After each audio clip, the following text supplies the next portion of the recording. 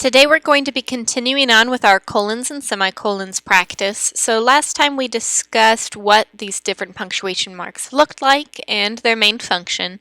So as a little bit of a review, colons are used to explain and semicolons are used for clauses that relate to each other. So we're going to start looking at how they work when we're using those THAMOs words that we've covered so far.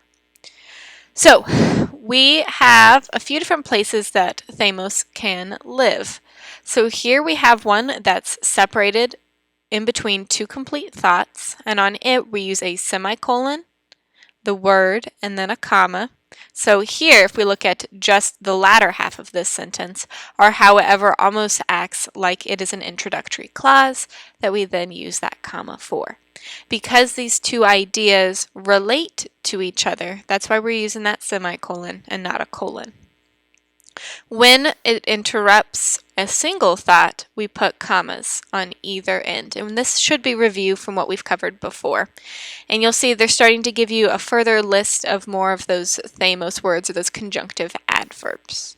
So let's go ahead and try a couple of these.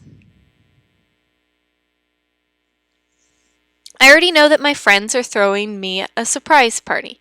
Still, Timon is trying to keep it a secret. So we do have two complete thoughts, and our THAMOs word is the word still here.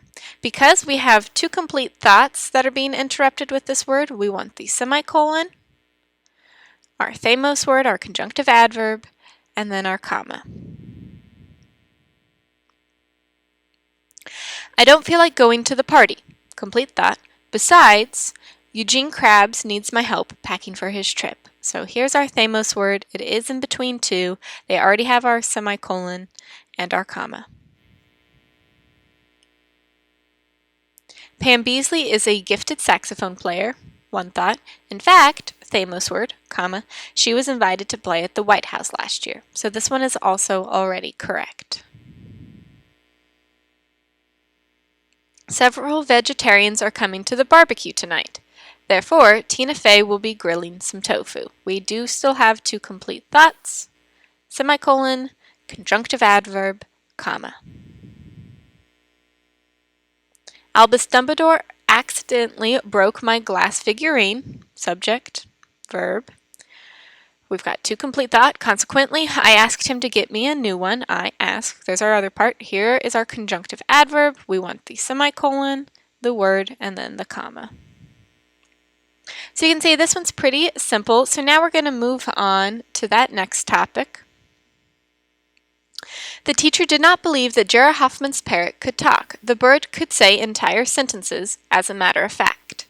Now our conjunctive adverb is ending the sentence here. It's this phrase, as a matter of fact. And we've got it set apart using a comma here at the end, which is correct. So now we just have to decide, is this explaining or relating? So we have the bird could say these things while they thought they couldn't talk. That means these are relating, so we want to use a semicolon. Andy Bernard shattered the screen of his iPhone. That's a complete thought. He needs to replace it, therefore. This is a complete thought. Our THAMOs is at the end. We've got a comma preceding it. These do relate to each other, not explaining, but we do want to make sure that that's not capitalized.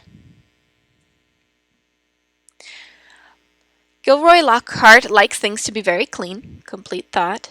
He vacuums and dusts every week, and therefore. So again, these are connected or related ideas.